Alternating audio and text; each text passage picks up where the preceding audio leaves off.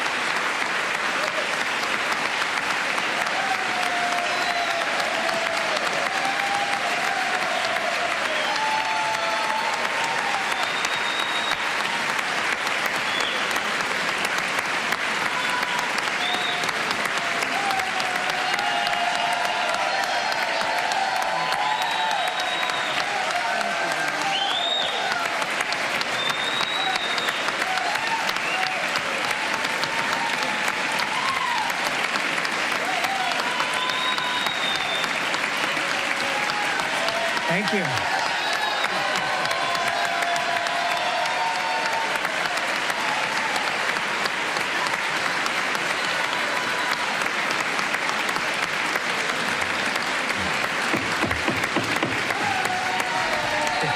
Thank you very much. Thank you very much. It's a great honor. Thank you very much. Speaker Johnson, Vice President Vance, the First Lady of the United States,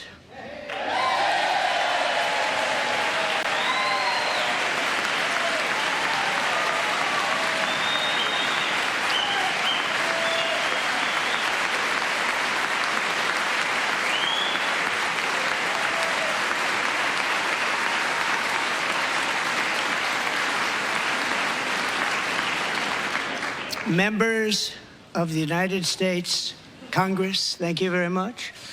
And to my fellow citizens, America is back.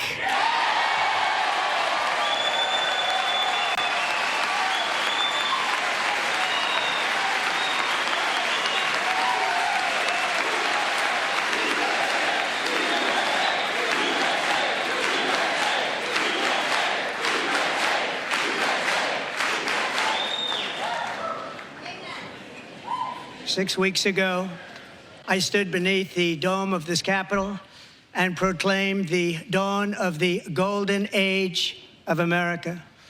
From that moment on, it has been nothing but swift and unrelenting action to usher in the greatest and most successful era in the history of our country. We have accomplished more in 43 days than most administrations accomplished in 4 years or 8 years, and we are just getting started.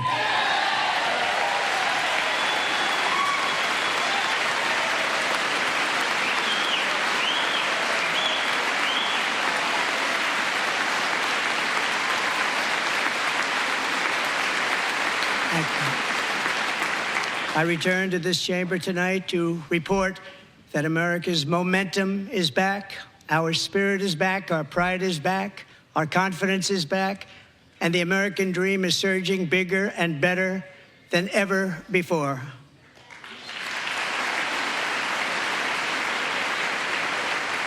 The American dream is unstoppable, and our country is on the verge of a comeback, the likes of which the world has never witnessed and perhaps will never witness again. There's never been anything like it. The presidential election of November 5th was a mandate like has not been seen in many decades.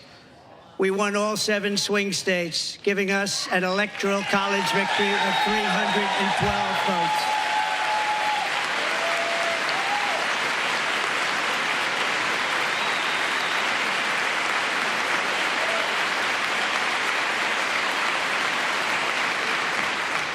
We won the popular vote by big numbers and won counties in our country.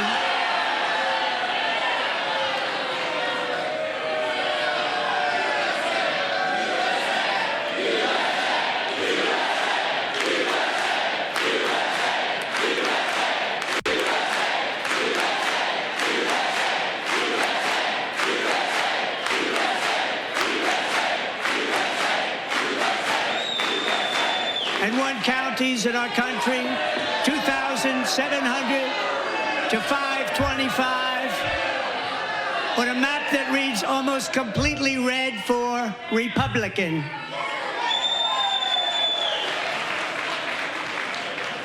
Now, for the first time in modern history, more Americans believe that our country is headed in the right direction than the wrong direction. In fact, it's an astonishing record, 27-point swing, the most ever.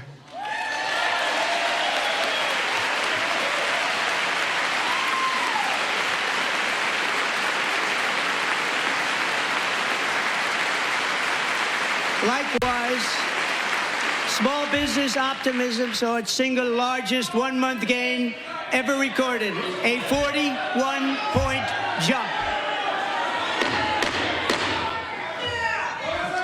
Members are directed to uphold and maintain decorum in the House and to cease any further disruptions. That's your warning.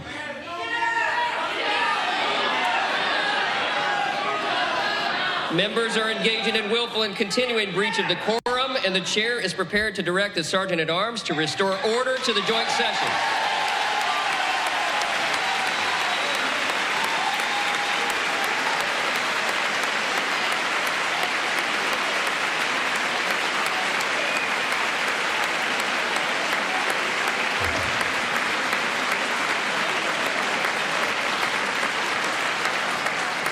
Mr. Green, take your seat. Take your seat, sir. Take your seat. Finding that members continue to engage in willful and concerted disruption of proper decorum, the chair now directs the Sergeant-at-Arms to restore order. Remove this gentleman from the chamber.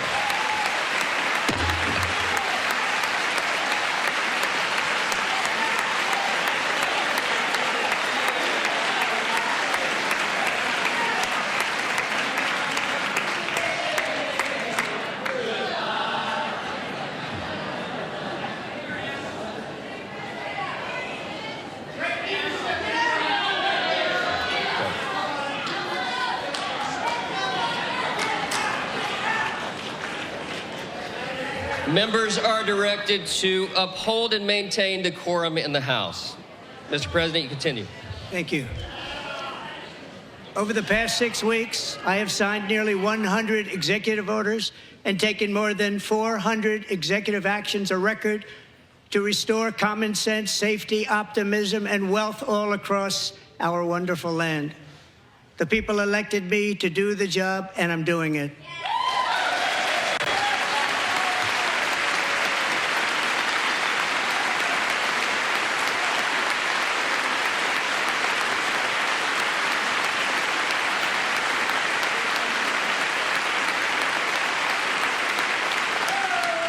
In fact, it has been stated by many that the first month of our presidency, it's our presidency, is the most successful in the history of our nation.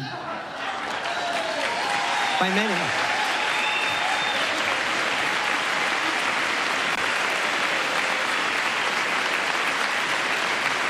And what makes it even more impressive is that, do you know who number 2 is? George Washington. How about that? How about that? I don't know about that list, but we'll take it.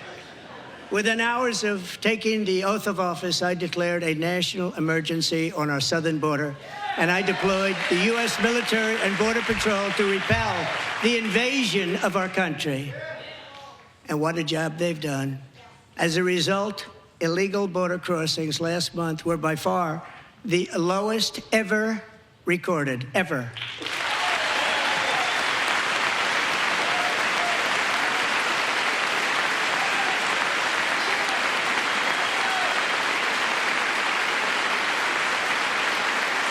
They heard my words and they chose not to come. Much easier that way. In comparison, under Joe Biden, the worst president in American history, there were hundreds of thousands of illegal crossings a month, and virtually all of them, including murderers, drug dealers, gang members, and people from mental institutions and insane asylums, were released into our country. Who would want to do that? This is my 5th such speech to Congress. And once again, I look at the Democrats in front of me, and I realize there is absolutely nothing I can say to make them happy or to make them stand or smile or applaud. Nothing I can do. I could find a cure to the most devastating disease, a disease that would wipe out entire nations, or announce the answers to the greatest economy in history, or the stoppage of crime to the lowest levels ever recorded. And these people sitting right here will not clap, will not stand, and certainly will not cheer for these astronomical achievements. They won't do it, no matter what. Five times I've been up here. It's very sad, and it just shouldn't be this way.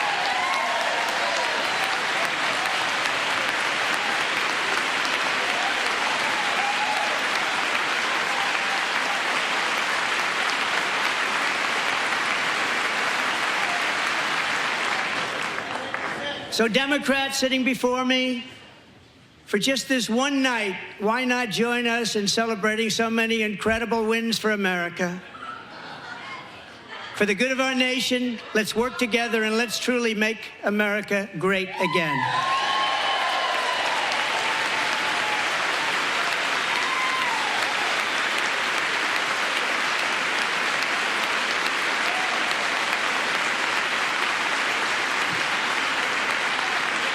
Every day, my administration is fighting to deliver the change America needs to bring a future that America deserves, and we're doing it.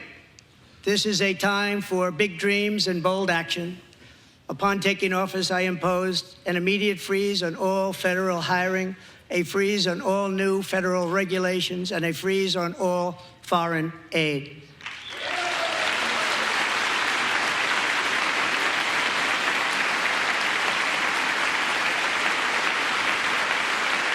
I terminated the ridiculous Green New Scam. I withdrew from the unfair Paris Climate Accord, which was costing us trillions of dollars that other countries were not paying. I withdrew from the corrupt World Health Organization. And I also withdrew from the anti-American UN Human Rights Council.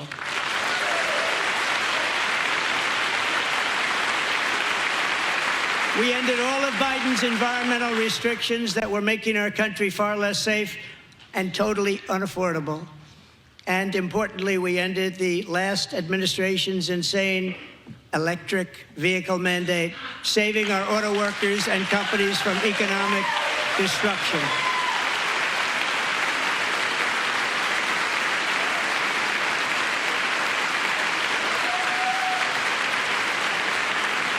To unshackle our economy, I have directed that for every one new regulation, 10 old regulations must be eliminated, just like I did in my very successful first day.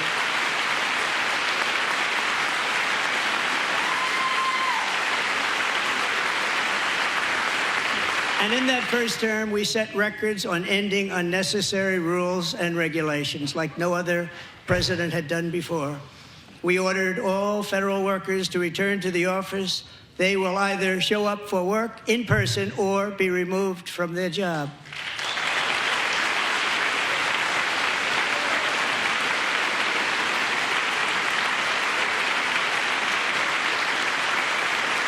And we've ended weaponized government where, as an example, a sitting president is allowed to viciously prosecute his political opponent, like me. How did that work out?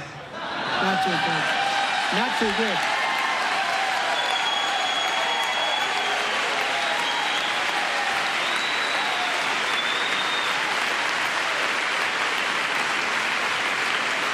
And I have stopped all government censorship and brought back free speech in America. It's back.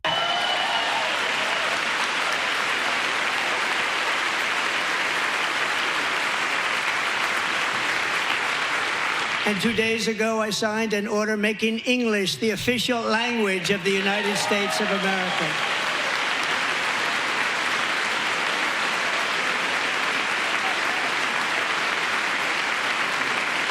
I renamed the Gulf of Mexico the Gulf of America.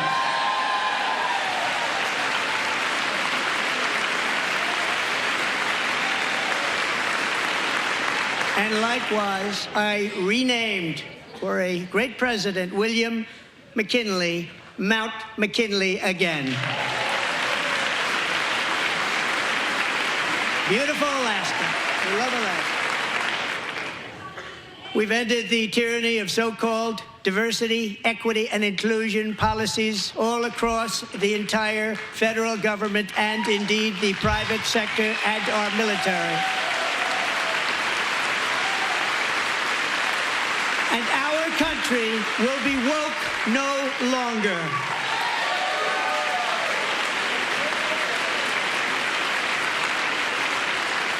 We believe that whether you are a doctor, an accountant, a lawyer, or an air traffic controller, you should be hired and promoted based on skill and competence, not race or gender. Very important.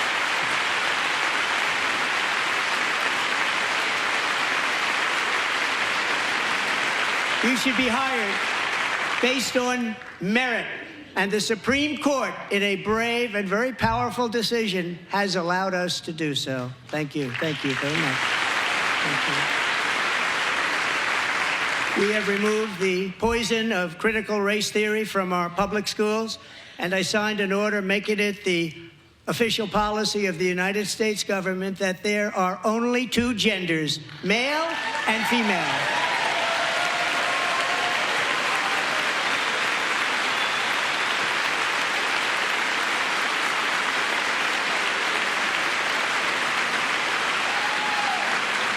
I also signed an executive order to ban men from playing in women's sports.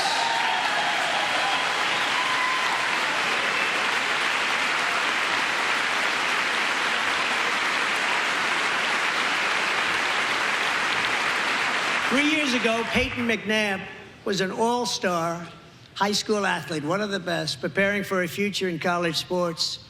But when her girls' volleyball match was invaded by a male, he smashed the ball so hard in Peyton's face, causing traumatic brain injury, partially paralyzing her right side, and ending her athletic career. It was a shot like she's never seen before. She's never seen anything like it.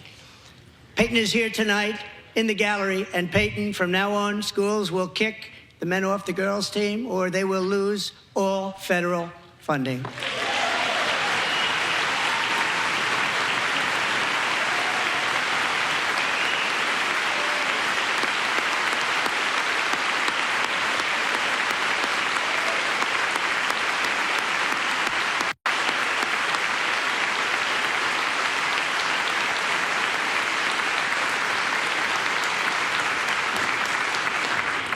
And if you really want to see numbers, just take a look at what happened in the women's boxing, weightlifting, track and field, swimming, or cycling, where a male recently finished a long-distance race, 5 hours and 14 minutes ahead of a woman for a new record by 5 hours.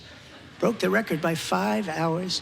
It's demeaning for women, and it's very bad for our country. We're not going to put up with it any longer.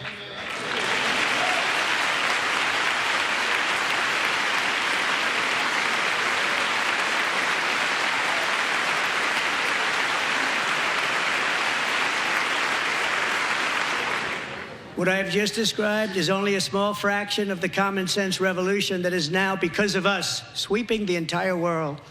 Common sense has become a common theme, and we will never go back. Never. Never going to let that happen. Among my very highest priorities is to rescue our economy and get dramatic and immediate relief to working families. As you know, we inherited from the last administration an economic catastrophe and an inflation nightmare. Their policies drove up energy prices, pushed up grocery costs, and drove the necessities of life out of reach for millions and millions of Americans. They've never had anything like it. We suffered the worst inflation in 48 years, but perhaps even in the history of our country. They're not sure. As president, I'm fighting every day to reverse this damage and make America affordable again.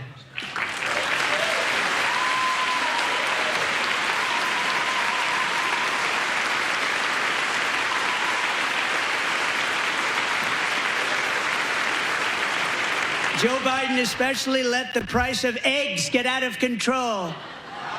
The egg price is out of control, and we're working hard to get it back down. Secretary, do a good job on that. You inherited a total mess from the previous administration. Do a good job.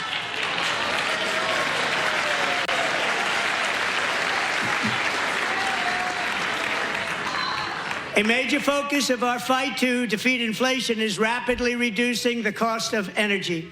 The previous administration cut the number of new oil and gas leases by 95%, slowed pipeline construction to a halt, and closed more than 100 power plants. We are opening up many of those power plants right now.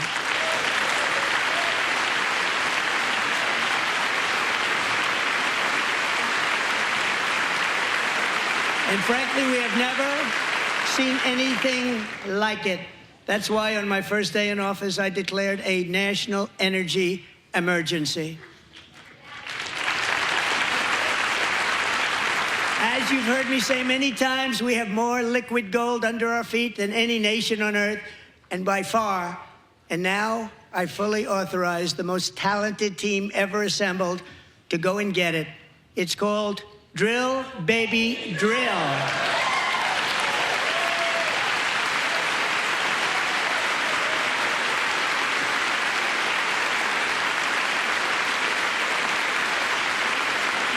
My administration is also working on a gigantic natural gas pipeline in Alaska, among the largest in the world, where Japan, South Korea, and other nations want to be our partner with investments of trillions of dollars each. There's never been anything like that one. It will be truly spectacular. It's all set to go. The permitting is gotten. And later this week, I will also take historic action to dramatically expand production of critical minerals and rare earths here in the USA.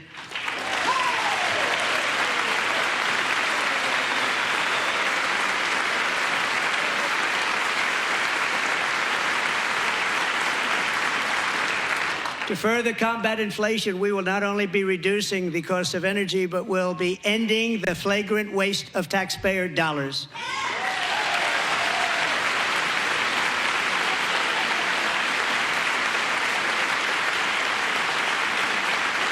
And to that end, I have created the brand new Department of Government Efficiency, DOGE. Perhaps you've heard of it. Perhaps.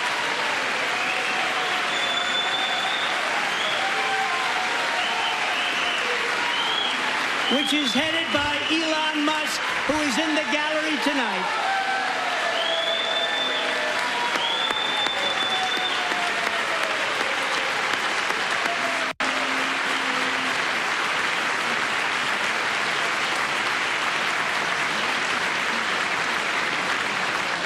Thank you, Elon. He's working very hard. He didn't need this. He didn't need this. Thank you very much. We appreciate it. Everybody here, even this side, appreciates it, I believe. They just don't want to admit that. Just listen to some of the appalling waste we have already identified. $22 billion from HHS to provide free housing and cars for illegal aliens.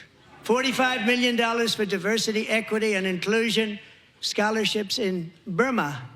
$40 million to improve the social and economic inclusion of sedentary migrants. Nobody knows what that is. $8 million to promote LGBTQI+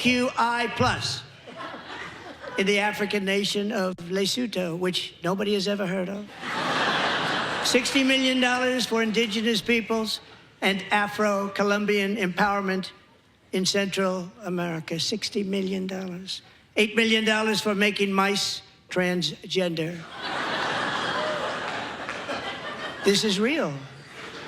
$32 million for a left-wing propaganda operation in Moldova. $10 million for male circumcision in Mozambique. $20 million for the Arab Sesame Street in the Middle East. It's a program. $20 million for a program. $1.9 billion to recently created Decarbonization of Homes Committee, headed up, and we know she's involved. Just at the last moment, the money was passed over by a woman named Stacey Abrams. Have you ever heard of her? A $3.5 million consulting contract for lavish fish monitoring. $1.5 million for voter confidence in Liberia. $14 million for social cohesion in Mali. $59 million for illegal alien hotel rooms in New York City. He's a real estate developer. He's done very well. $250,000 to increase vegan local climate action innovation in Zambia. $42 million for social and behavior change in Uganda. $14 million for improving public procurement in Serbia. $47 million for improving learning outcomes in Asia. Asia's doing very well with learning. We know what we're doing. Should use it ourselves. And $101 million for DEI contracts at the Department of Education, the most ever paid, nothing even like it. Under the Trump administration, all of these scams, and they're far worse, but I didn't think it was appropriate to talk about them. They're so bad. Many more have been found out and exposed and swiftly terminated by a group of very intelligent, mostly young people, headed up by Elon, and we appreciate it. We found hundreds of billions of dollars of fraud.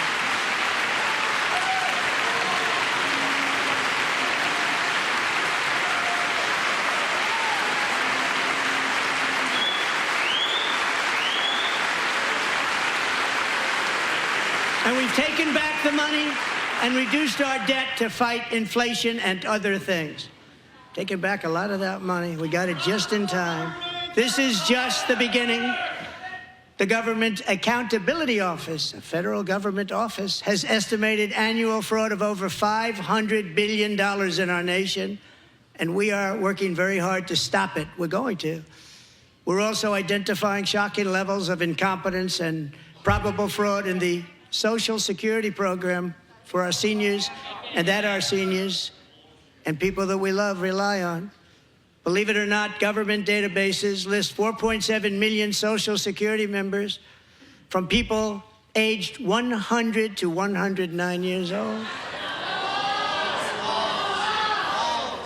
It lists 3.6 million people from ages 110 to 119. I don't know any of them. I know some people that are rather elderly, but not quite that elderly. 3.47 million people from ages 120 to 129.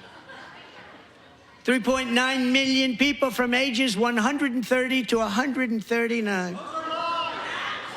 3.5 million people from ages 140 to 149. And money is being paid to many of them And we're searching right now. In fact, Pam, good luck. Good luck. You're going to find it. But a lot of money is paid out to people because it just keeps getting paid, and nobody does. And it really hurts Social Security and hurts our country. 1.3 million people from ages 150 to 159, and over 130,000 people, according to the Social Security databases, are age over 160 years old. We have a healthier country than I thought, Bobby.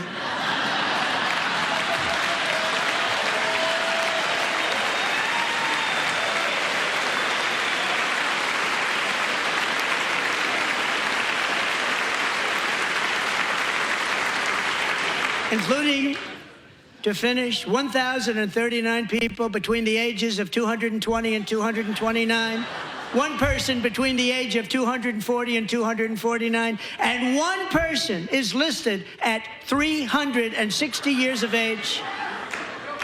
More than 100 years older than our country. But we're going to find out where that money's going.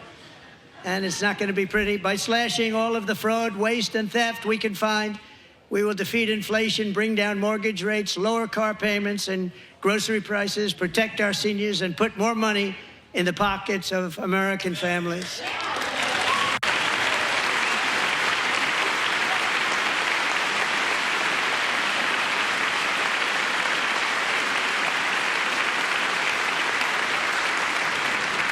And today, interest rates took a beautiful drop, big, beautiful drop. It's about time. And in the near future, I want to do what has not been done in 24 years, balance the federal budget. We're going to balance it.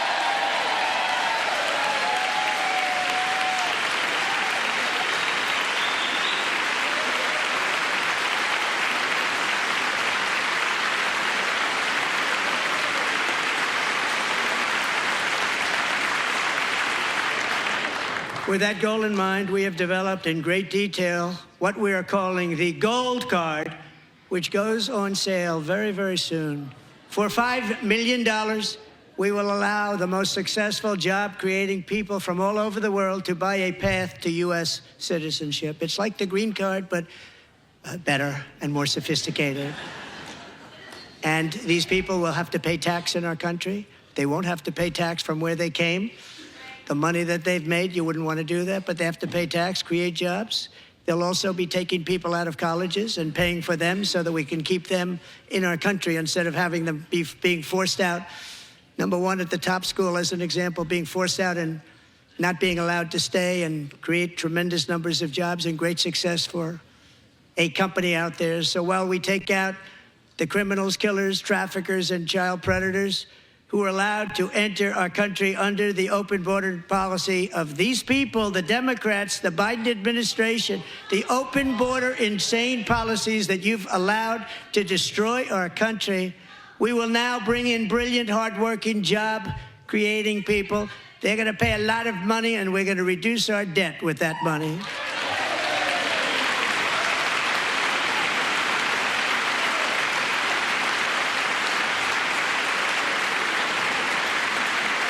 Americans have given us a mandate for bold and profound change.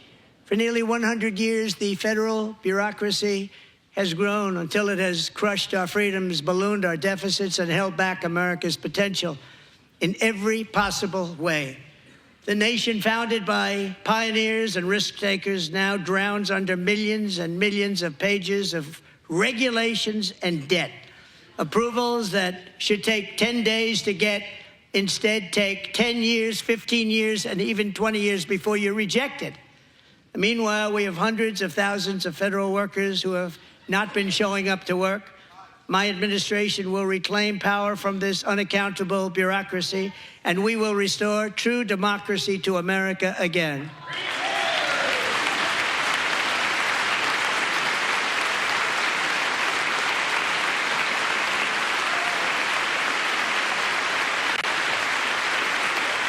And any federal bureaucrat who resists this change will be removed from office immediately.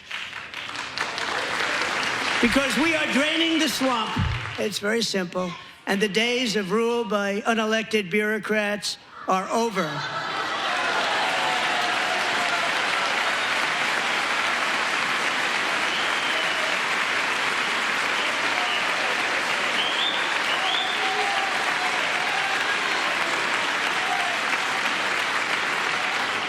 And the next phase of our plan to deliver the greatest economy in history is for this Congress to pass tax cuts for everybody. They're in there. They're waiting for you to vote.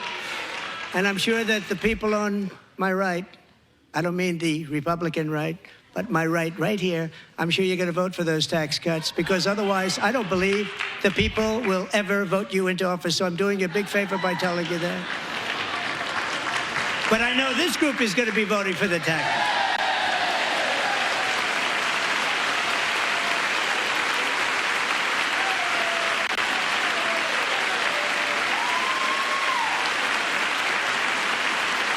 Thank you. It's a very, very big part of our plan. We had tremendous success in our first term with it. A very big part of our plan. We're seeking permanent income tax cuts all across the board. And to get urgently needed relief to Americans hit especially hard by inflation, I'm calling for no tax on tips, no tax on overtime, and no tax on Social Security benefits for our great seniors.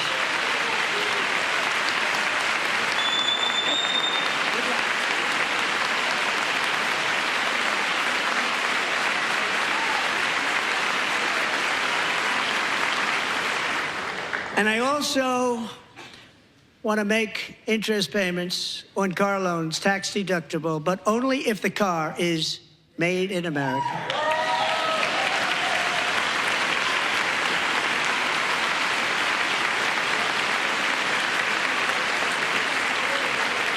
And by the way, we're going to have growth in the auto industry like nobody's ever seen. Plants are opening up all over the place. Deals are being made.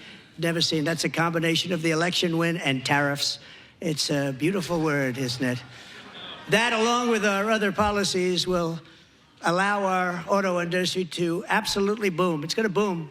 Spoke to the majors today, all three, the top people, and they're so excited. In fact, already numerous car companies have announced that they will be building massive automobile plants in America, with Honda just announcing a new plant in Indiana, one of the largest anywhere in the world.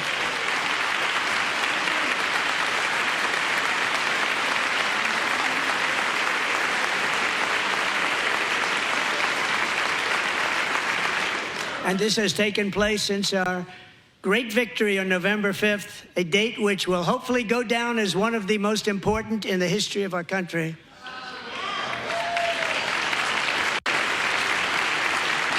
In addition, as part of our tax cuts, we want to cut taxes on domestic production and all manufacturing. And just as we did before, we will provide 100% expensing. It will be retroactive to January 20th, 2025. And it was one of the main reasons why our tax cuts were so successful in our first term, giving us the most successful economy in the history of our country. First term. We had a great first term.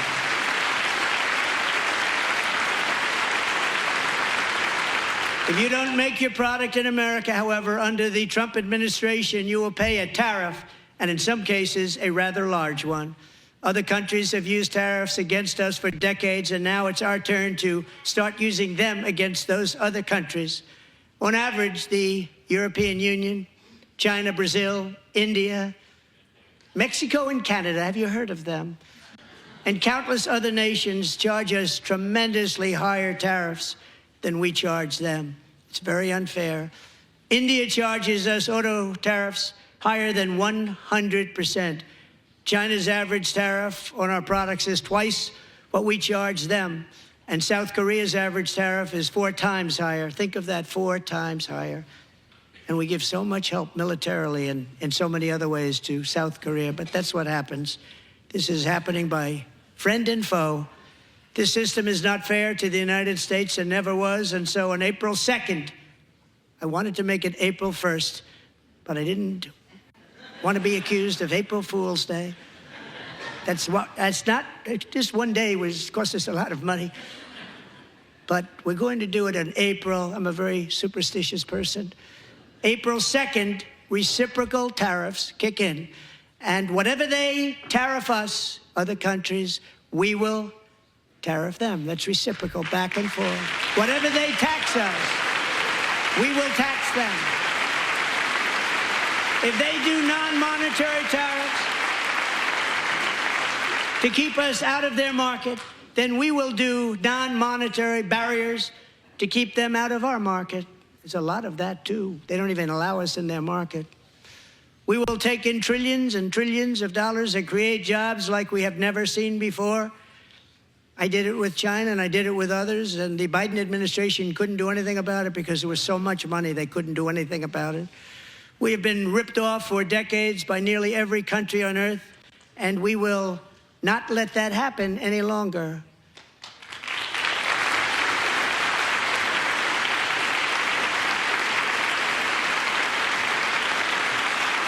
Much has been said over the last 3 months about Mexico and Canada, but we have very large deficits with both of them. But even more importantly, they've allowed fentanyl to come into our country at levels never seen before, killing hundreds of thousands of our citizens and many very young, beautiful people, destroying families.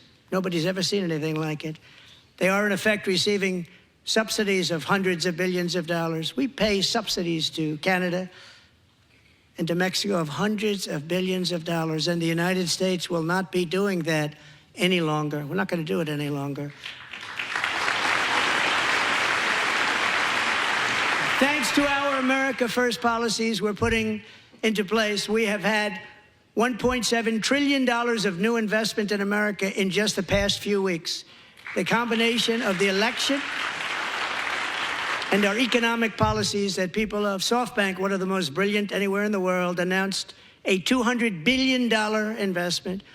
OpenAI and Oracle, Larry Ellison, announced $500 billion investment, which they wouldn't have done if Kamala had won. Apple announced $500 billion investment. Tim Cook called me. He said, I cannot spend it fast enough. It's going to be much higher than that, I believe. They'll be building their plants here instead of in China. And just yesterday, Taiwan Semiconductor, the biggest in the world, most powerful in the world, has a tremendous amount, 97% of the market, announced a $165 billion investment to build the most powerful chips on earth right here in the USA.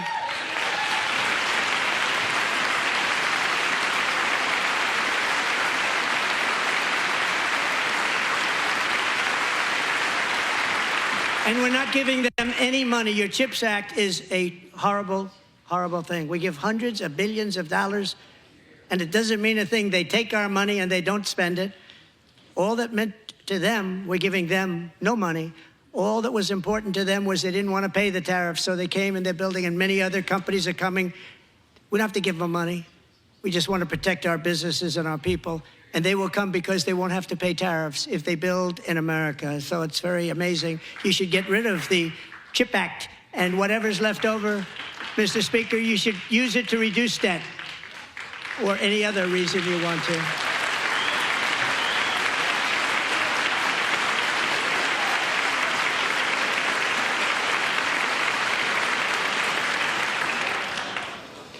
Our new trade policy will also be great for the American farmer. I love the farmer. Who will now be selling into our home market, the USA, because nobody is going to be able to compete with you. Because there's goods that come in from other countries and companies. They're really in a bad position in so many different ways. They're uninspected. They may be very dirty and disgusting, and they come in and they pour in, and they hurt our American farmers. The tariffs will go on agricultural product coming into America, and our farmers, starting on April 2nd, it may be a little bit of an adjustment period. We had that before when I made the deal with China, $50 billion of purchases, and I said, just bear with me, and they did. They did. Probably have to bear with me again, and this will be even better. That was great. The problem with it was that Biden didn't enforce it. He didn't enforce it. $50 billion of purchases, and we were doing great, but Biden did not enforce it, and it hurt our farmers. But Our farmers are going to have a field day right now. So to our farmers, have a lot of fun. I love you too. I love you too. It's all going to happen.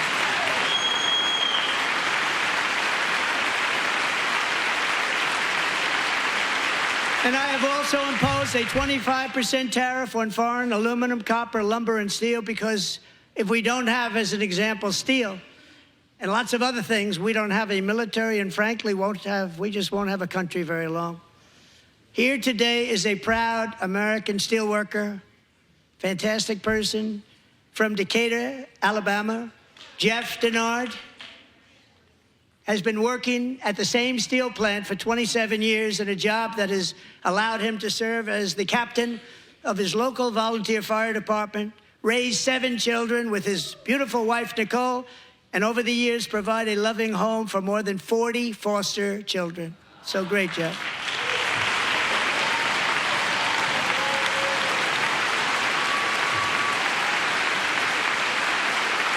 Thank you, Jeff. Thank you, Jeff.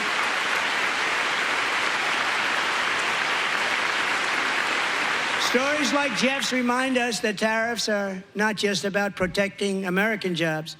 They're about protecting the soul of our country. Tariffs are about making America rich again and making America great again, and it's happening, and it will happen rather quickly. There'll be a little disturbance, but we're okay with that. It won't be much. No, you're not. Oh. And look where Biden took us. Very low, the lowest we've ever been. Jeff, I want to thank you very much. And I also want to recognize another person who has devoted herself to foster care community. She works so hard on it. A very loving person, our magnificent First Lady of the United States.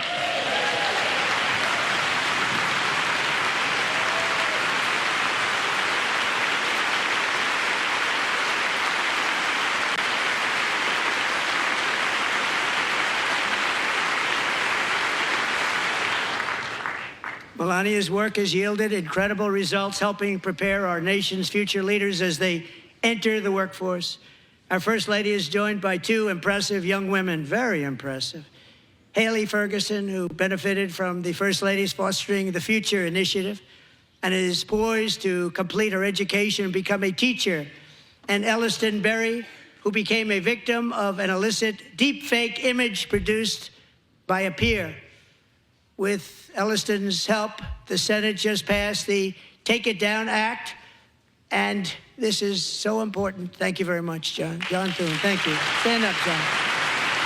Thank you, John. Thank you all very much.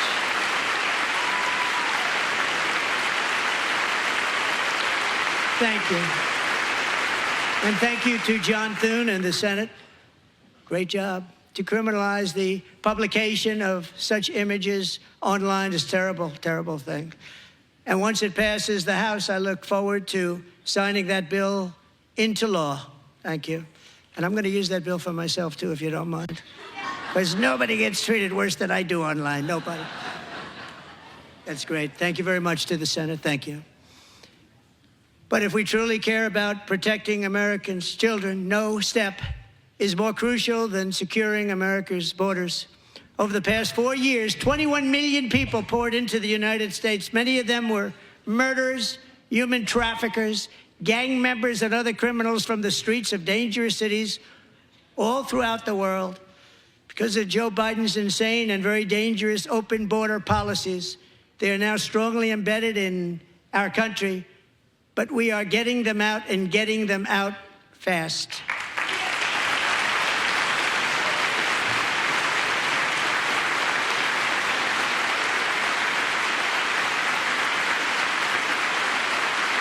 And I want to thank Tom Homan and Christy. I want to thank you and Paul of Border Patrol.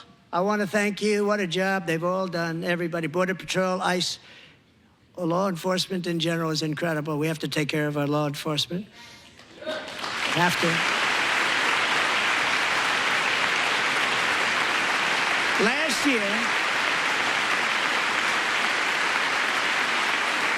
a brilliant 22-year-old nursing student named Lakin Riley the best in her class, admired by everybody, went out for a jog on the campus of the University of Georgia. That morning, Laken was viciously attacked, assaulted, beaten, brutalized, and horrifically murdered. Laken was stolen from us by a savage illegal alien gang member who was arrested while trespassing across Biden's open southern border and then set loose into the United States under the heartless policies of that failed administration. It was indeed a failed administration. He had then been arrested and released in a Democrat-run sanctuary city, a disaster, before ending the life of this beautiful young angel. With us this evening are Laken's beloved mother, Allison, and her sister, Lauren.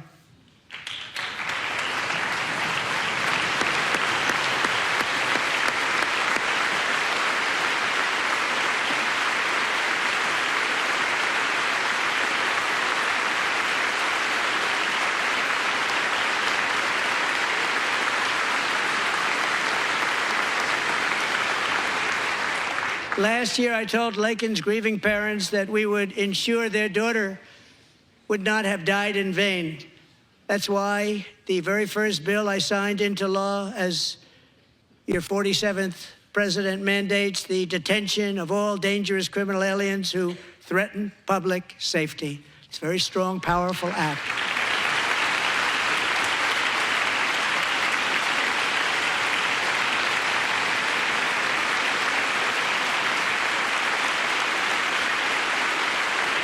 It's called the Laken-Riley Act. So Allison and Lauren, America will never, ever forget our beautiful Laken Hope Riley.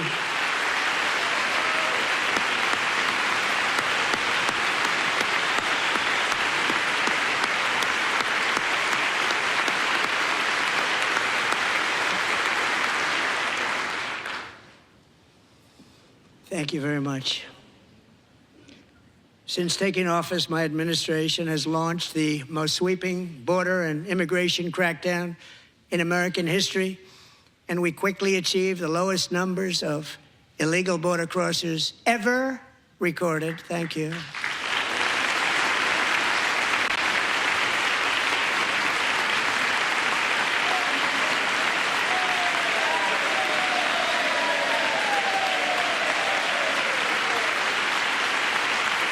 The media and our friends in the Democrat Party kept saying we needed new legislation, we must have legislation to secure the border. But it turned out that all we really needed was a new president.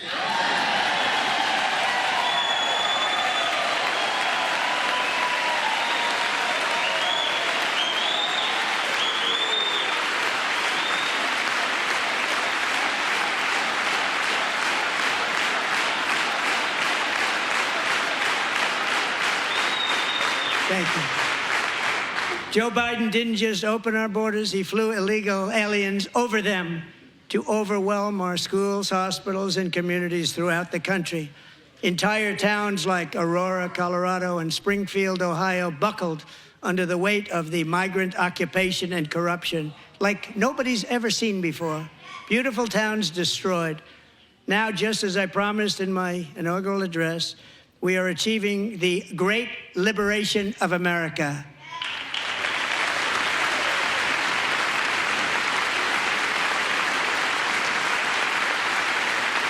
But there still is much work to be done. Here tonight is a woman I have gotten to know, Alexis Nungari from Houston. Wonderful woman. Last June, Alexis's 12-year-old daughter, her precious Jocelyn, walked to a nearby convenience store. She was kidnapped, tied up, assaulted for 2 hours under a bridge, and horrifically murdered. Arrested and charged with this heinous crime are 2 illegal alien monsters from Venezuela, released into America by the last administration through their ridiculous open border. The death of this beautiful 12-year-old girl and the agony of her mother and family touched our entire nation greatly. Alexis, I promised that we would always remember your daughter, your magnificent daughter, and earlier tonight, I signed an order keeping my word to you. One thing I have learned about Jocelyn is that she loved animals so much. She loved nature.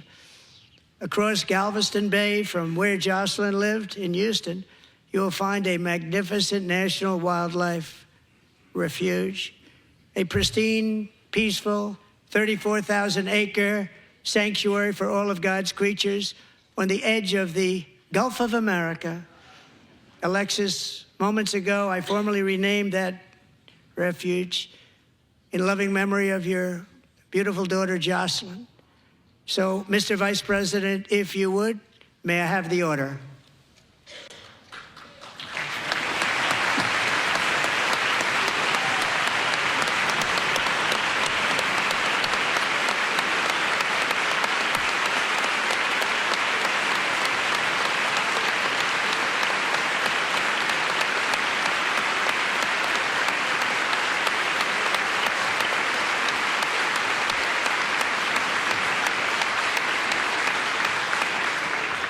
Thank you very much.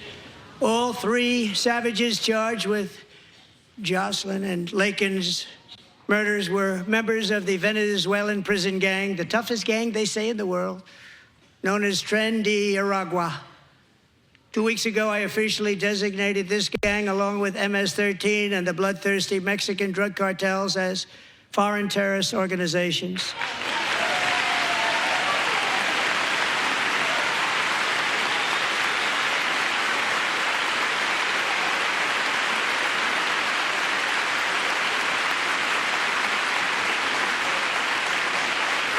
They are now officially in the same category as ISIS, and that's not good for them.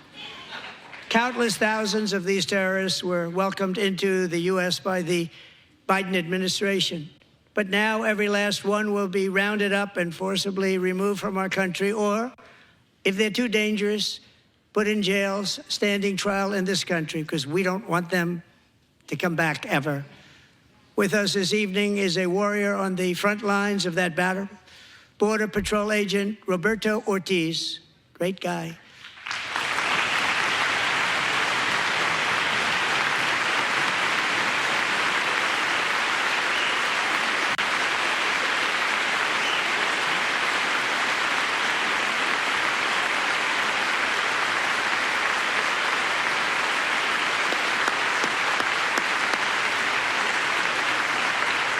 In January, Roberto and another agent were patrolling by the Rio Grande near an area known as Cartel Island. Doesn't sound too nice to me. When heavily armed gunmen started shooting at them, Roberto saw that his partner was totally exposed, at great danger, and he leapt into action, returning fire and providing crucial seconds for his fellow agent to seek safety, just barely.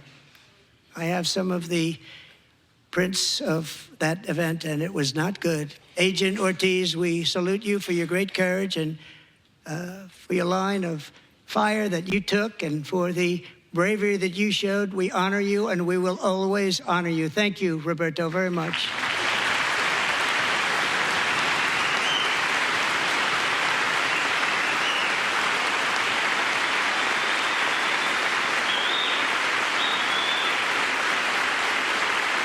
Thank you, Roberto. And I actually got to know him on my many calls to the border. He's a great, great gentleman. The territory to the immediate south of our border is now dominated entirely by criminal cartels that murder, rape, torture, and exercise total control. They have total control over a whole nation, posing a grave threat to our national security. The cartels are waging war on America, and it's time for America to wage war on the cartels, which we are doing.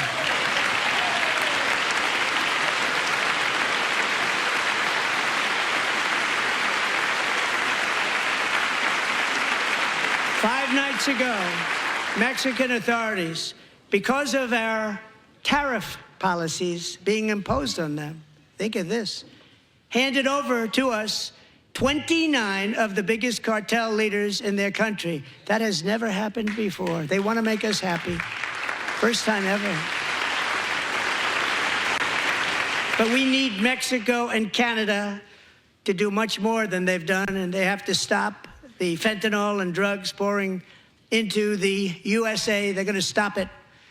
I have sent Congress a detailed funding request laying out exactly how we will eliminate these threats to protect our homeland and complete the largest deportation operation in American history, larger even than current record holder President Dwight D. Eisenhower, a moderate man, but someone who believed very strongly in borders.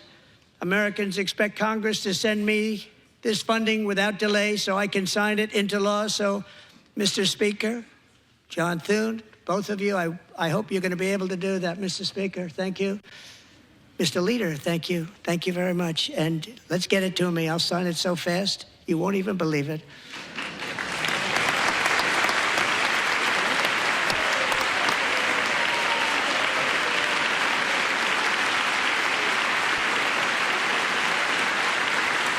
And as we reclaim our sovereignty, we must also bring back law and order to our cities and towns.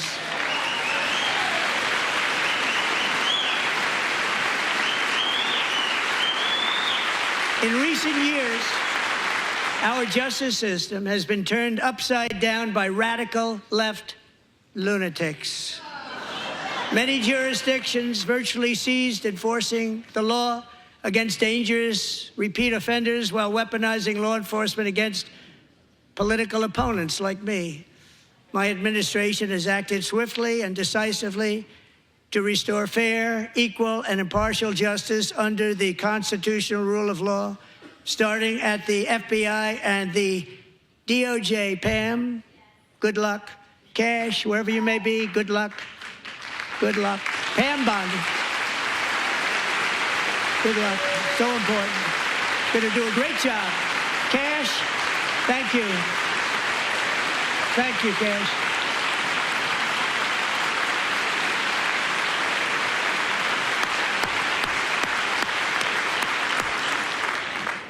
They've already started very strong. They're going to do a fantastic job. You're going to be very proud of them.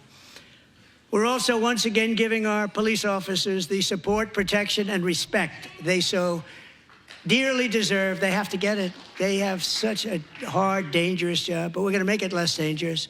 The problem is the bad guys don't respect the law, but they're starting to respect it, and they soon will respect it.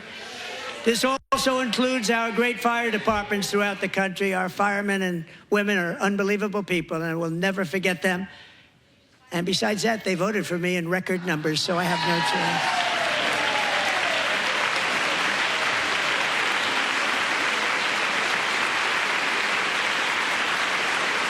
1 year ago this month, 31-year-old New York police officer Jonathan Diller, unbelievably wonderful person and a great officer, was gunned down at a traffic stop on Long Island. I went to his funeral. The vicious criminal charged with his murder had 21 prior arrests, and they were rough arrests, too. He was a real bad one. The thug in the seat next to him had 14 prior arrests and went by the name of Killer. He was Killer. He killed other people, they say, a lot of them. I attended Officer Diller's service, and when I met his wife and one-year-old son, Ryan, it was very inspirational, actually. His widow's name is Stephanie, and she is here tonight. Stephanie, thank you very much, Stephanie. Thank you very much.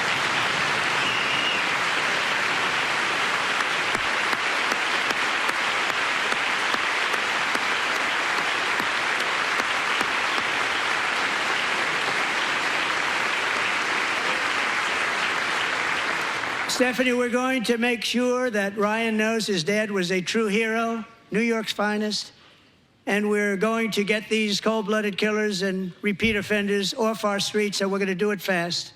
Got to stop it. They get out with 28 arrests. They push people into subway trains. They hit people over the head, back of the head with baseball bats. We got to get them out of here.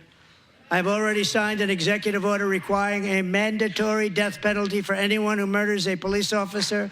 And tonight I'm asking Congress to pass that policy into permanent law.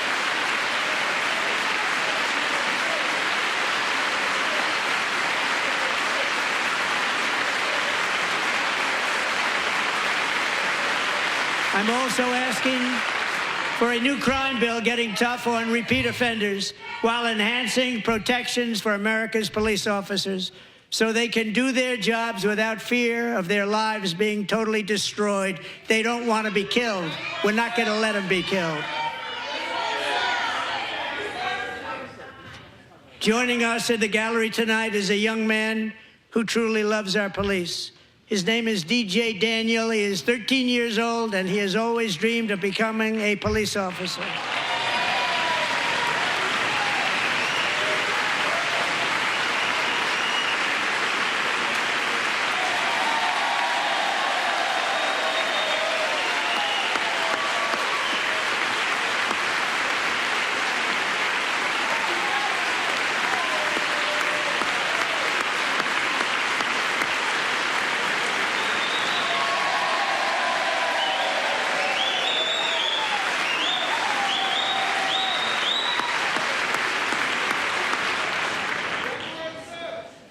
But in 2018, DJ was diagnosed with brain cancer. The doctors gave him 5 months at most to live. That was more than 6 years ago.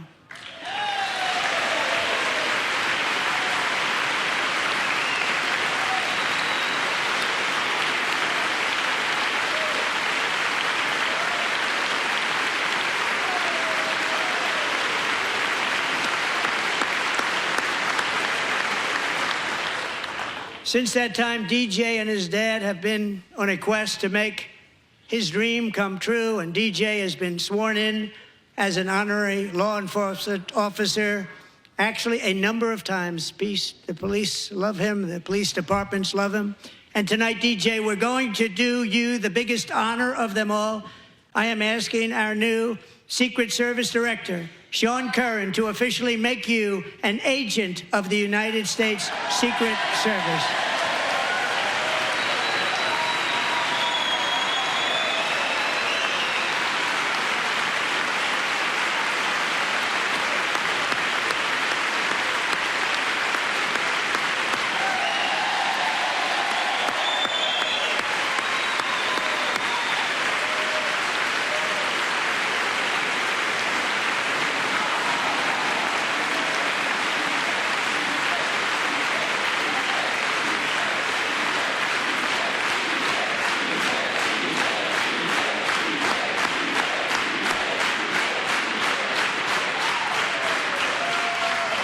Thank you, DJ. DJ's doctors believe his cancer likely came from a chemical he was exposed to when he was younger.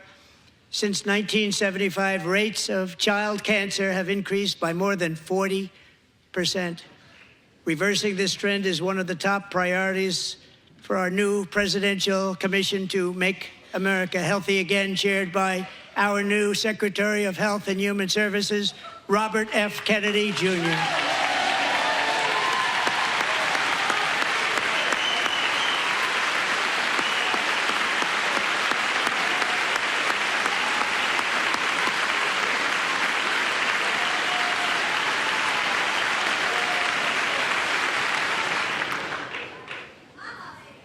With the name Kennedy, you would have thought everybody over here would have been cheering. How quickly they forget. Our goal is to get toxins out of our environment, poisons out of our food supply, and keep our children healthy and strong. As an example, not long ago, and you can't even believe these numbers, 1 in 10,000 children had autism, 1 in 10,000, and now it's 1 in 36. There's something wrong, 1 in 36, think of that.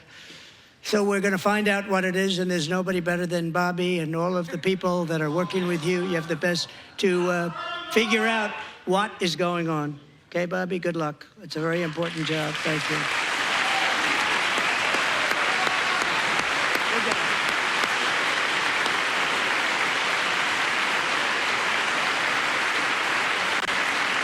Thank you.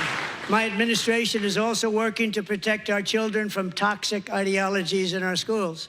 A few years ago, January Littlejohn and her husband discovered that their daughter's school had secretly socially transitioned their 13-year-old little girl. Teachers and administrators conspired to deceive January and her husband while encouraging her daughter to use a new name and pronouns. They, them pronoun, actually. All without telling January, who is here tonight and is now a courageous advocate against this form of child abuse. January, thank you. Thank you. Thank you very much.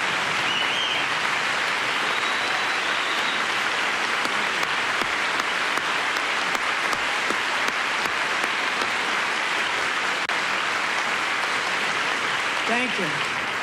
Stories like this are why, shortly after taking office, I signed an executive order banning public schools from indoctrinating our children with transgender ideology.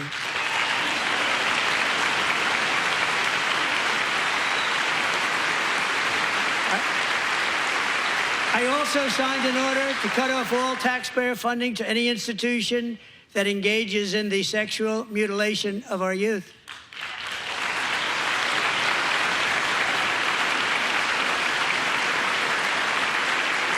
And now I want Congress to pass a bill permanently banning and criminalizing sex changes on children and forever ending the lie that any child is trapped in the wrong body.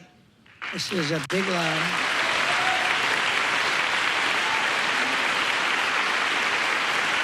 And our message to every child in America is that you are perfect exactly the way God made you.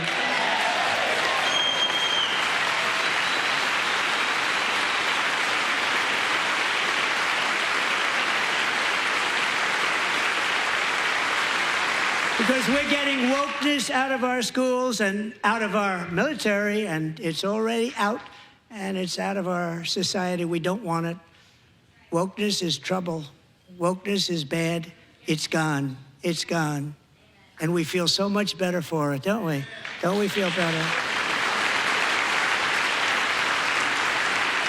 Our service members won't be activists and ideologues. They will be fighters and warriors. They will fight for our country. And Pete, congratulations.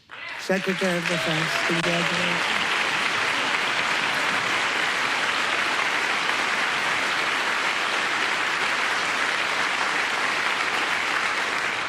And he's not big into the woke movement, I can tell you. I know him well. I am pleased to report that in January, the U.S. Army had its single best recruiting month in 15 years, and that all armed services are having among the best recruiting results ever in the history of our services. What a difference.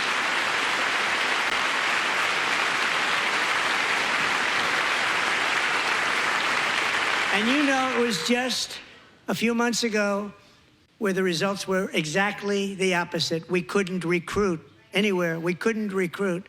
Now we're having the best results just about that we've ever had. What a tremendous turnaround. It's really a beautiful thing to see. People love our country again. It's very simple. They love our country, and they love being in our military again. So it's a great thing, and thank you very much. Great job. Thank you.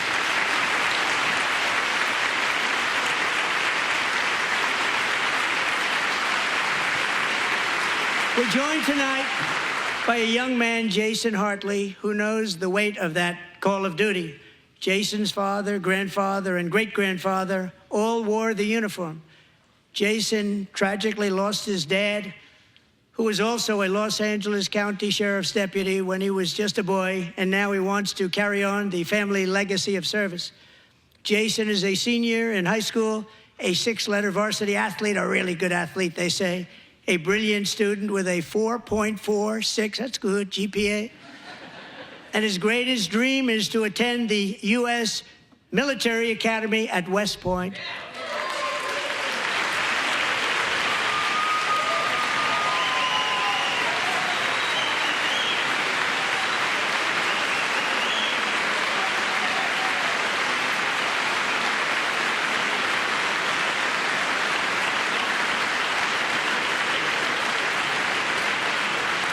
And Jason, that's a very big deal getting in. That's a hard one to get into. But I'm pleased to inform you that your application has been accepted. You will soon be joining the Corps of Cadets.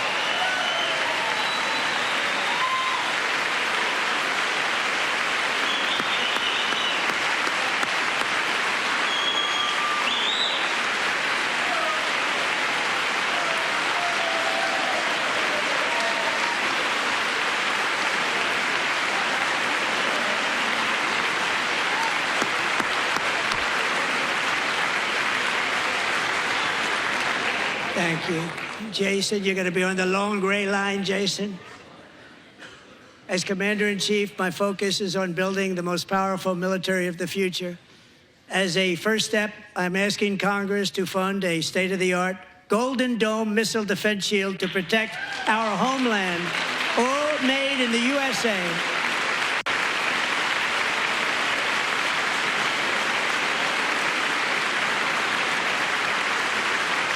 And Ronald Reagan wanted to do it long ago, but the technology just wasn't there, not even close. But now we have the technology. It's incredible, actually.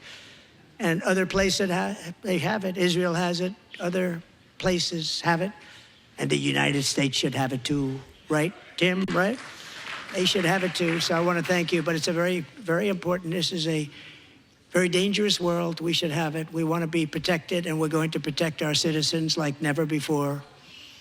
To boost our defense industrial base, we are also going to resurrect the American shipbuilding industry, including commercial shipbuilding and military shipbuilding.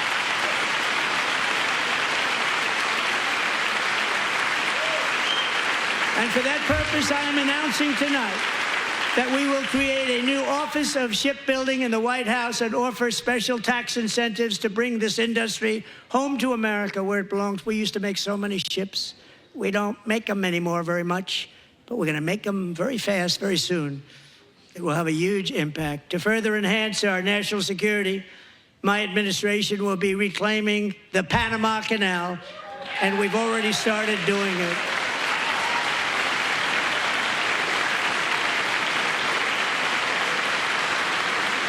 Just today, a large American company announced they are buying both ports around the Panama Canal and lots of other things having to do with the Panama Canal and a couple of other canals.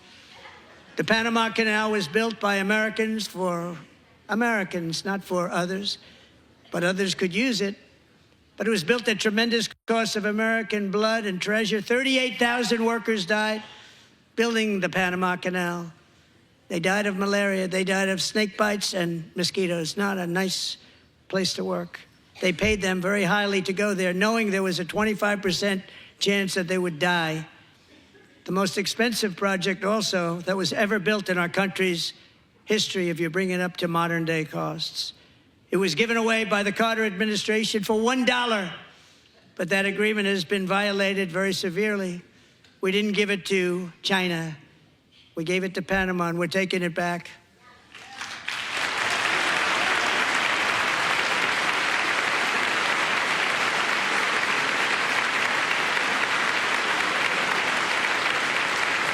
And we have Marco Rubio in charge. Good luck, Marco.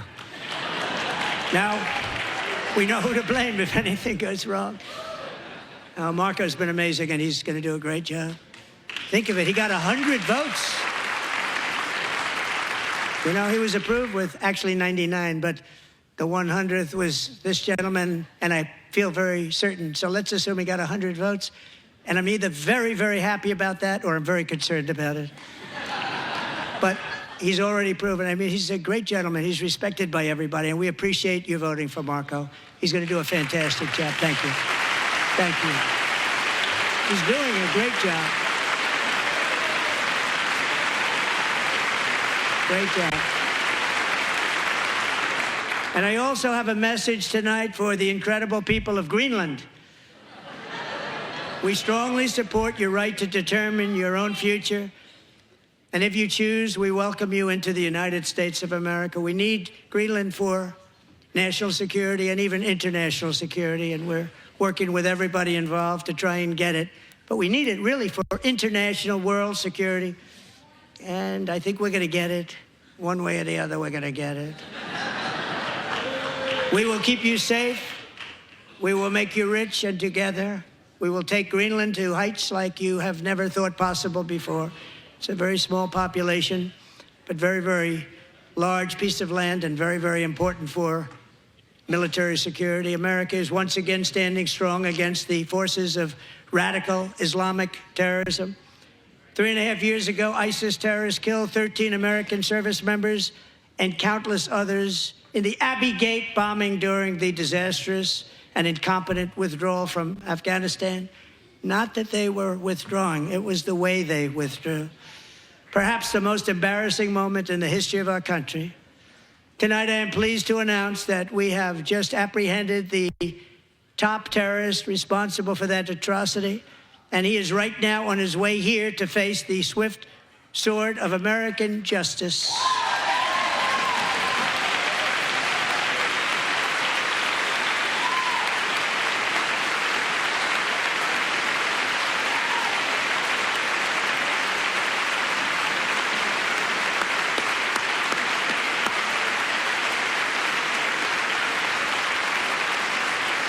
And I want to thank especially the government of Pakistan for helping arrest this monster.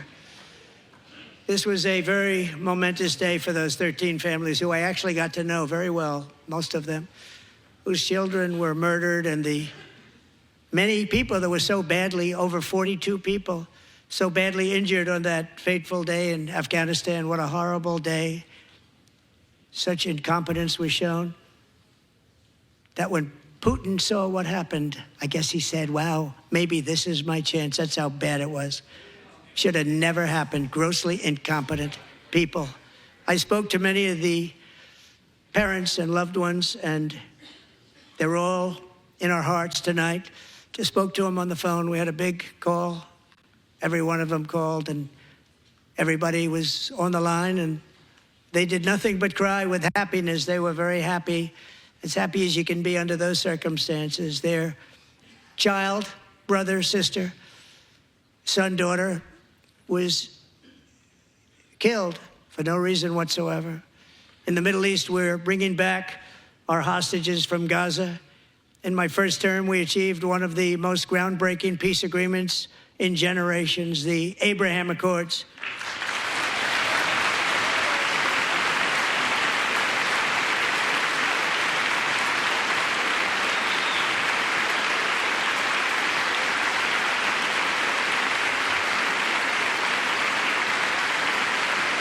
And now we're going to build on that foundation to create a more peaceful and prosperous future for the entire region. A lot of things are happening in the Middle East. People have been talking about that so much lately with everything going on with Ukraine and Russia. But a lot of things are happening in the Middle East. It's a rough neighborhood, actually. I'm also working tirelessly to end the savage conflict in Ukraine. Millions of Ukrainians and Russians have been needlessly killed or wounded in this horrific and brutal conflict with no end in sight. The United States has sent hundreds of billions of dollars to support Ukraine's defense, with no security, with no anything.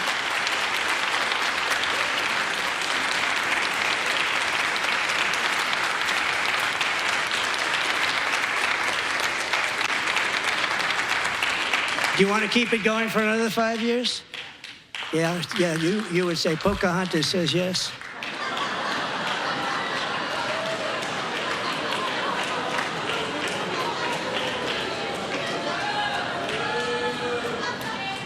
$2,000 people are being killed every single week. More than that. They're Russian young people. They're Ukrainian young people. They're not Americans, but I want it to stop. Meanwhile, Europe has sadly spent more money buying Russian oil and gas than they have spent on defending Ukraine, by far. Think of that. They've spent more buying Russian oil and gas than they have defending. And we've spent perhaps $350 billion, like taking candy from a baby. That's what happened. And they've spent $100 billion. What a difference that is. And we have an ocean separating us, and they don't. But we're getting along very well with them, and lots of good things are happening. Biden has authorized more money in this fight than Europe has spent, by billions and billions of dollars. It's hard to believe that they wouldn't have stopped it and said, at some point, come on, let's equalize. You got to be equal to us. But that didn't happen. Earlier today, I received an important letter from President Zelensky of Ukraine. The letter reads, Ukraine is ready to come to the negotiating table as soon as possible to bring lasting peace closer. Nobody wants peace more than the Ukrainians, he said. My team and I stand ready to work under President Trump's strong leadership to get a peace that lasts. We do really value how much America has done to help Ukraine maintain its sovereignty and independence. Regarding the agreement on minerals and security, Ukraine is ready to sign it at any time that is convenient for you. I appreciate that he sent this letter, just got it a little while ago. Simultaneously, we've had serious discussions with Russia and have received strong signals that they are ready for peace. Wouldn't that be beautiful? Wouldn't that be beautiful?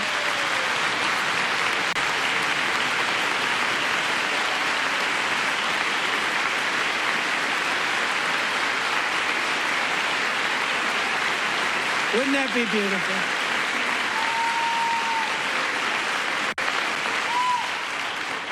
It's time to stop this madness. It's time to halt the killing.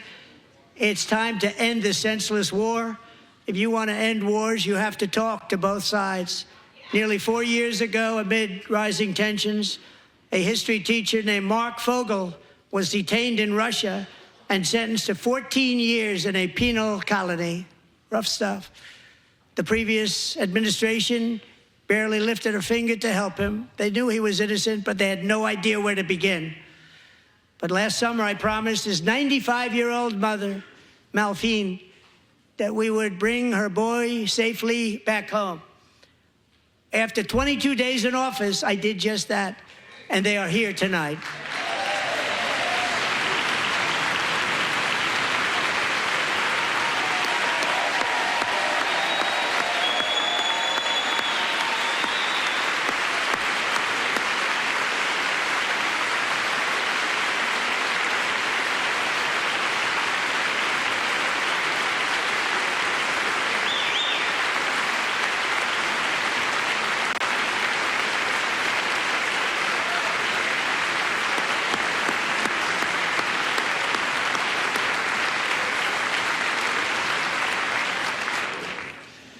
To Mark and his great mom, we are delighted to have you safe and sound and with us.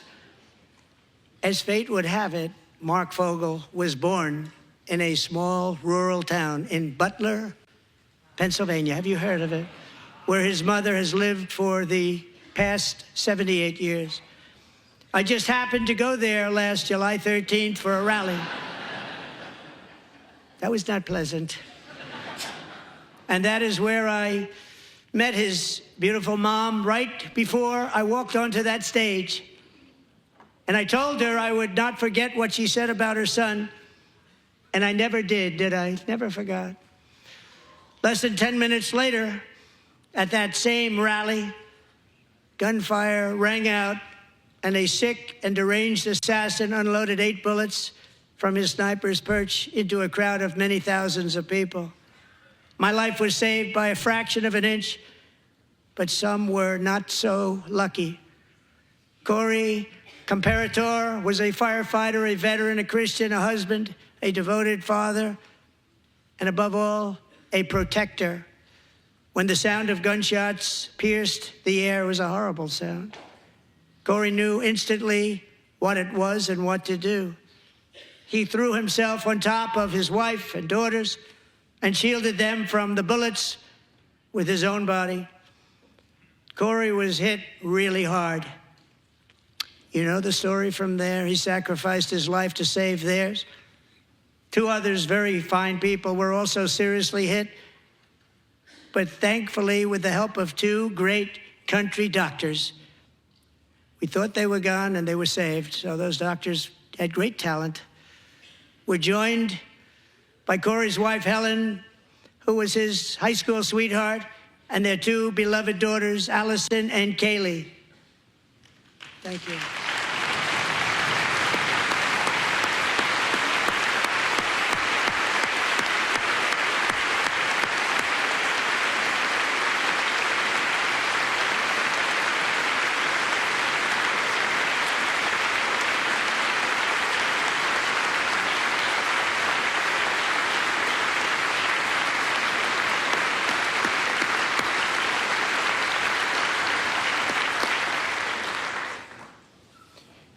To Helen, Allison, and Kaylee, Corey is looking down on his 3 beautiful ladies right now, and he is cheering you on. He loves you. He is cheering you on. Corey was taken from us much too soon, but his destiny was to leave us all with a shining example of the selfless devotion of a true American patriot. It was love like Corey's that built our country, and it's love like Corey's that is going to make our country more majestic than ever before. I believe that my life was saved that day in Butler for a very good reason. I was saved by God to make America great again. I believe that. Thank you. Thank you.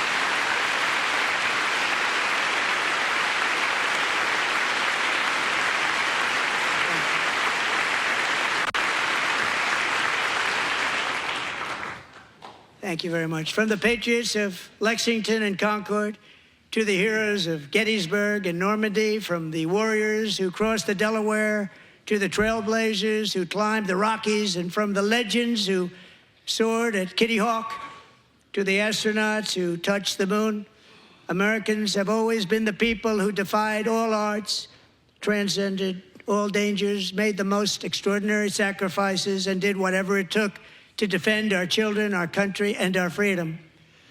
And as we have seen in this chamber tonight, that same strength, faith, love, and spirit is still alive and thriving in the hearts of the American people. Despite the best efforts of those who would try to censor us, silence us, break us, destroy us, Americans are today a proud, free, sovereign, and independent nation that will always be free, and we will fight for it till death. We will never let anything happen to our beloved country, because we are a country of doers, dreamers, fighters, and survivors. Our ancestors crossed a vast ocean, strode into the unknown wilderness, and carved their fortunes from the rock and soil of a perilous and very dangerous frontier. They chased our destiny across a boundless continent.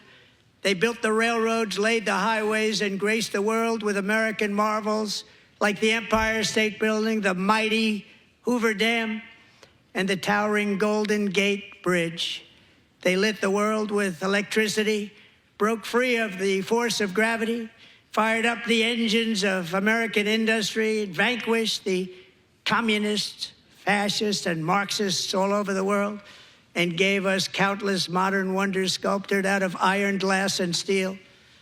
We stand on the shoulders of these pioneers who won and built the modern age, these workers who poured their sweat into the skylines of our cities, these warriors who shed their blood on fields of battle and gave everything they had for our rights and for our freedom. Now it is our time to take up the righteous cause of American liberty. And it is our turn to take America's destiny into our own hands and begin the most thrilling days in the history of our country. This will be our greatest era. With God's help, over the next 4 years, we are going to lead this nation even higher, and we are going to forge the freest, most advanced, most dynamic, and most dominant civilization ever to exist on the face of this earth. We are going to create the highest quality of life, build the safest and wealthiest and healthiest and most vital communities anywhere in the world. We are going to conquer the vast frontiers of science, and we are going to lead humanity into space and plant the American flag on the planet Mars and even far beyond.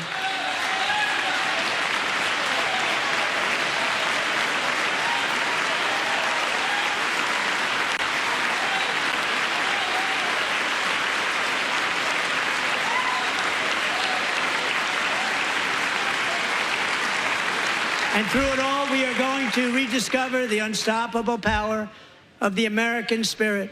And we are going to renew unlimited promise of the American dream. Every single day, we will stand up and we will fight, fight, fight for the country our citizens believe in and for the country our people deserve.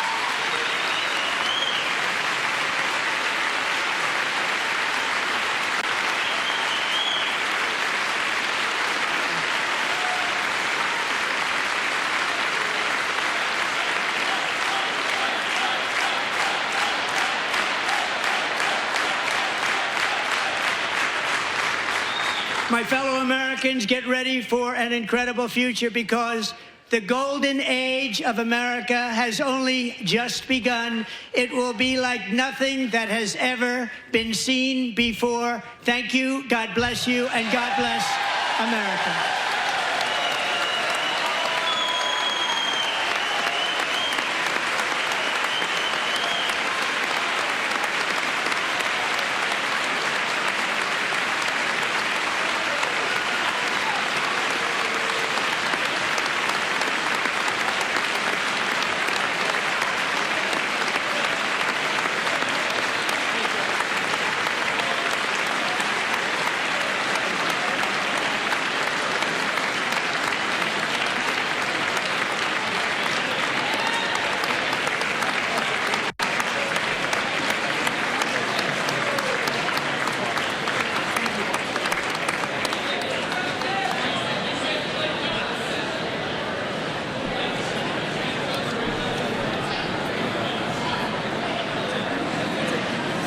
Thank you very much. Great job. Thank you. Great honor. Thank you. All right, there you have it. Andrew Kraft here now in the anchor chair with some of the recap of what we just heard for a little over an hour and 40 minutes. President Trump touching on so many key focal points that you have heard him discuss throughout the last 43 days, including tariffs, including the illegal immigration crisis, including crime, including the wars between Israel and Hamas and Russia and Ukraine, and so many of these issues that we have heard from President Trump and candidate Trump as well. You see him there greeting members of the Supreme Court, members of his cabinet, senators as well, as he makes his way out of the House chamber there. We're going to keep this shot up because we have joining us now my colleague, Austin Westfall, here in the Live Now newsroom, and our friend there at 24 Site News, Tom LoBianco, who helped us get through the 2024 campaign season here. I'm just going to bring down the audio there on the House floor. I'm going to ask Tom this first. You know, Tom, a lot of these speeches, sometimes they're about, or most times they're about the theatrics and the showbiz quality and the partisan antics, so to speak, because you can make the argument that this was somewhat of a, cookie-cutter Trump speech. We've heard him say a lot of these things before, but some of the antics being proffered there by some of these Democrats, I'm talking about Al Green, the Democrat of Texas, who was escorted out of the chamber by the Sergeant-at-Arms.